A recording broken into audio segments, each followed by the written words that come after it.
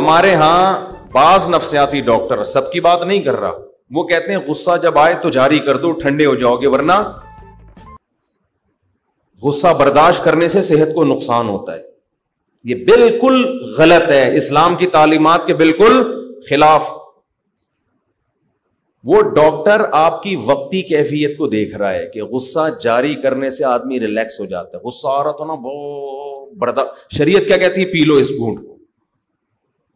لیکن اس وقت میڈیکلی تھوڑا سا نقصان ہوگا پینے سے، کیونکہ آپ نے اپنے اعصاب پہ بوجھ ڈالا. میڈیکلی اس وقت اس غصے کو نکال دو گے، ٹھنڈے ہو جاؤ گے. جیسے گھر آئے، دیکھا کھانا نہیں مل رہا تو لاتیں مارنا شروع کی، کرسی اٹھا کے بڑا وہاں پھینکی، گلاس اٹھا کے جیسے توڑتے ہیں لوگ. ایک کیس آیا میرے پاس، ایک آدمی کی بیوی نے کہا یہ گھر میں اس نے توڑ پھوڑ بہت کر دی ہے، غصہ جب بھی آتا ہے چیزیں توڑتا ہے. میں نے کہا کیوں توڑتا ہے؟ کہہ رہا بیوی پہ کو کبھی نہیں مارا، میں نے بیوی کو میں نے کبھی نہیں مارا، چیزوں پہ نکالتا ہوں غصہ. کہہ رہے تو اپنا نقصان کرو نا، تو چیزیں خرید کے لے آتا ہوں دوبارہ میں. تو میں نے اس خاتون سے کہا اتنا اچھے میاں آج کل مارکیٹ سے شارٹ ہے، آج کل کے حساب سے برداشت کرو، اس پہ گزارا کرو. جتنا بھی غصہ آ رہا ہے بالٹیوں پہ نکال رہا ہے، گلاسوں پہ نکال رہا ہے، اتنا کنٹرول ہے اس کو.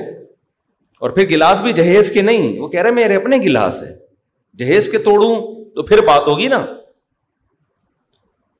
تو میڈیکلی کیا ہوتا ہے؟ جب آپ نے غصہ نکالا، چیزیں توڑ دی پھوڑ دی، آپ تھوڑی دیر میں ریلیکس بھی ہوتے ہو، تھوڑی ندامت بھی ہوتی ہے، یار زیادہ ہو گئی، سوری بھی کرو گے وغیرہ وغیرہ نا. یہ وقتی فائدہ ہے غصہ جاری کرنے کا. اس کا نقصان پتہ ہے کیا ہوگا؟ پھر دوبارہ غصہ آئے گا، پھر کچھ توڑو گے، پھر تیسری بار غصہ آئے گا. ایک دن آئے گا بیوی کا منہ توڑ دو گے، آپ بولا بس چیزیں بہت ٹوٹ گئی ہیں، اب تو کیوں جڑی ہوئی ہے اب تک ہے؟ تو کیوں جڑی ہوئی ہے؟ اس گھر میں ہر چیز ٹوٹی ہے تو کیوں جڑی ہوئی ہے؟ تو اس کو نا اپنے آپ کو ریلیکس کرنے کے لیے بار بار غصہ جاری کرنا پڑے گا، عادی ہو جائے گا. لیکن جس نے غصے کے کڑوے گھونٹ کو پی لیا، وقتی نقصان بھی ہوگا، ہو سکتا ہے بلڈ پریشر بہت ہائی ہو جائے، ہو سکتا ہے نیند اڑ جائے، ہو سکتا ہے کچھ بھی، یہ وقتی نقصان ہے. آہستہ آہستہ غصہ برداشت کرنے کی طاقت بڑھے گی، اور پھر انسان کی عادت ہے جو قوت استعمال نہیں ہوتی وہ قوت کمزور پڑنا شروع ہو جاتی. غصے کی قوت استعمال نہیں ہو رہی تو غصہ آہستہ آہستہ شارٹ ہونا شروع ہو جائے گا. غصہ مارکیٹ سے شارٹ ہو جائے گا، غصہ آنا ہی بند ہو جائے گا. پھر یہ ریلیکس ہوگا، پھر یہ اس کا بی پی ہائی بولو نہیں ہوگا. آج کیا ہو رہا ہے کہ جو ذرا سا مسئلہ وہ برداشت نہیں سکھاتے، برداشت نہیں کرتے، کبھی ادھر مار رہا ہے، کبھی گالیاں دے رہا ہے، کبھی یہ کر رہا ہے، کبھی وہ کر رہا ہے، کبھی طلاقیں نکال رہا ہے، کبھی کسی کو پکڑ کے کوٹ دیا، کبھی کسی کو پکڑ کے کوٹ دیا. تو یہ انسان کے جنگلی ہونے کی دلیل ہے. ہمارے نبی صلی اللہ علیہ وسلم کو جب غصہ آتا، حدیث میں آتا آپ کا چہرہ مبارک غصے سے سرخ ہو جاتا، بس اس سے زیادہ نہیں. صحابہ سمجھ جاتے کہ آپ بہت شدید غصے کی عالم میں ہیں.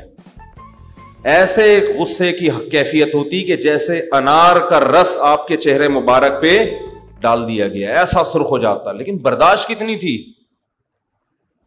کسی نے ہمارے نبی کو طعنہ دیا کہ اس دفعہ مال غنیمت میں پراپر عدل نہیں ہوا ہے.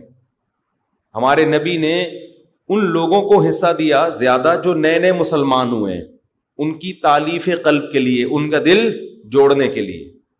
تو بعض لوگوں نے کہا کہ اس دفعہ پورے طریقے سے عدل نہیں ہوا، اور وہ بعض اپنے ہی تھے. غصہ آنا ایک فطری تھا نا. آپ نے فرمایا آپ کا چہرہ غصے سے سرخ ہو گیا، اور فرمایا اگر نبی عدل نہ کرے تو پھر کون عدل کرے گا. نئے نئے لوگ مسلمان ہوئے تھے نا، تو ایمان، بعض لوگ جو بعد میں مسلمان ہوئے تو قرآن کہتا ہے ان کے دل میں ایمان پوری طرح راسخ نہیں ہوا تھا. تو ایسے نوجوان بعض کی طرف سے یہ اشکال آیا تو یہ نبی تک بات پہنچی. تو آپ کتنے غضبناک ہوئے کہ مجھے نبی بھی مانتے ہو اور یہ اشکال کیسے کیا تم نے؟ بس اتنا جملہ آپ کی زبان سے نکلا ہے کہ اگر نبی عدل نہیں کریں گے تو کون عدل کرے گا، اور غصے میں آپ کا چہرہ انور سرخ ہو گیا۔ ہم ہوتے ہم کیا کرتے؟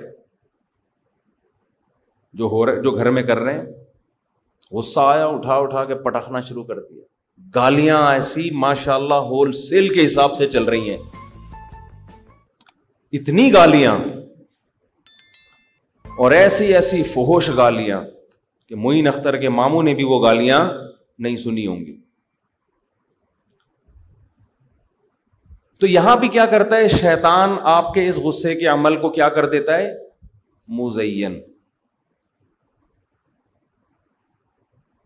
تو ہوتا ہے انسان سے غلطی ہوتی ہے تو غلطی پہ توبہ کرے نا، استغفار کرے، معذرت